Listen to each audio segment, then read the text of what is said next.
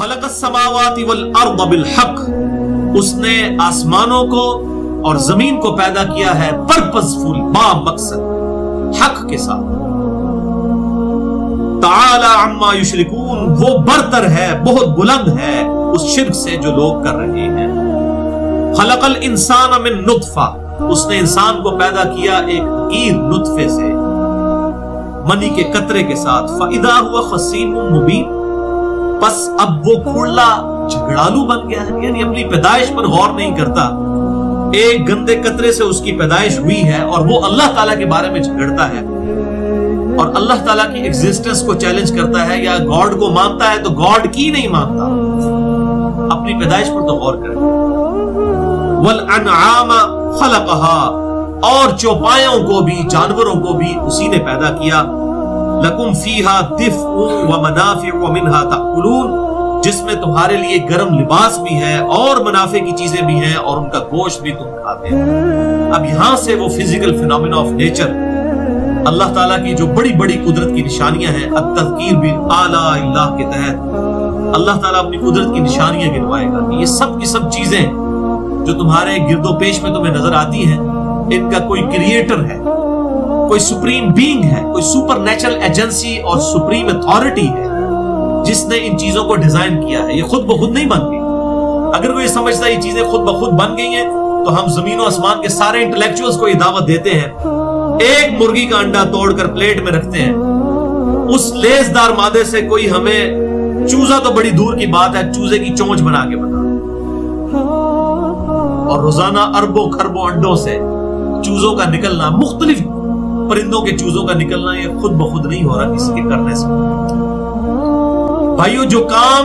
انسان پوری انٹلیکچوئل ان پٹ دے کر بھی نہ کر سکے، اس کے بارے میں یہ کہا جائے کہ وہ کام خود بخود ہو رہا ہے، ایسا نہیں ہو سکتا۔ جو کام کرنے سے نہیں ہو رہا وہ خود بخود نہیں ہو سکتا، کسی ایسے کرنے والے نے وہ کام کیا ہے کہ جو بہت بڑی قدرت رکھتا ہے۔ اب اسی کی طرف اشارہ ہے کہ تم دیکھو اپنے چوپایوں، اس میں تمہارے لیے فیہا دفء، گرم لباس۔ اب یہ دمبے کی جو اوپر سے کھال اتاری جاتی ہے، جو اس کو شیو آف کیے جاتے ہیں، اس کے بال، وہ گرمائش کے طور پر اس سے کمبل بھی بنائے جاتے ہیں، جیکٹس بھی بنائی جاتی ہیں، اور پھر خود ان جانوروں کی کھالیں جو ہیں چمڑے کی فارم میں، وہ بھی گرم لباس کی فارم میں پوری دنیا کے اندر آج بھی استعمال ہوتی ہیں۔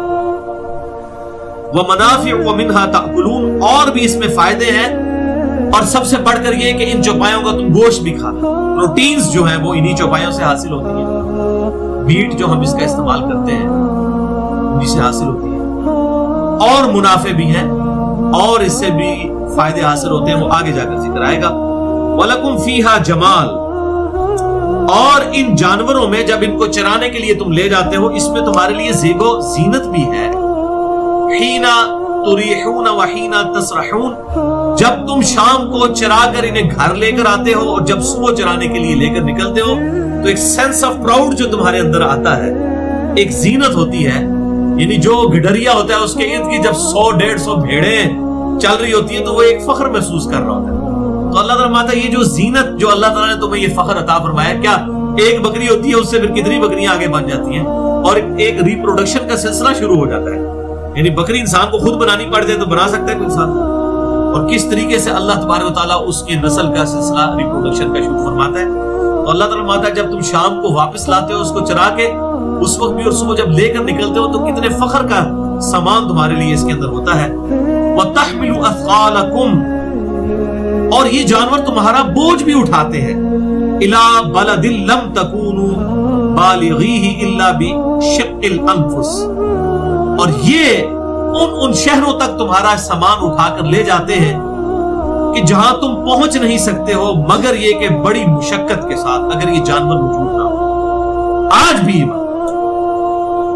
پہاڑی علاقوں کے اندر ایون جو ہماری فوج بھی ڈپیوٹ ہوتی ہے، انہوں نے بھی دیکھے بڑے بڑے خچر اور گھوڑے رکھے ہوتے ہیں، اسی سامان لے کے جاتے ہیں۔ اب ہر جگہ تو سڑک بنائی نہیں جا سکتی، اتنے مشکل راستوں سے انہی جانوروں کو استعمال کر کے ان کے اوپر سامان لاد کر لے کے جایا جاتا ہے۔ اسی طریقے سے ریگستانی علاقوں میں وہاں پہ گاڑی چلانا تو بڑی مصیبت ہے، تو وہاں پر اونٹ اللہ تعالیٰ نے ایسی اس کے لیے ڈیزائننگ فرمائی ہے، 1 مہینے تک وہ پانی بھی اپنے معدے کے اندر سٹور کر لے، 1 महीने तक पानी पीने की उसे जरूरत ही नहीं है,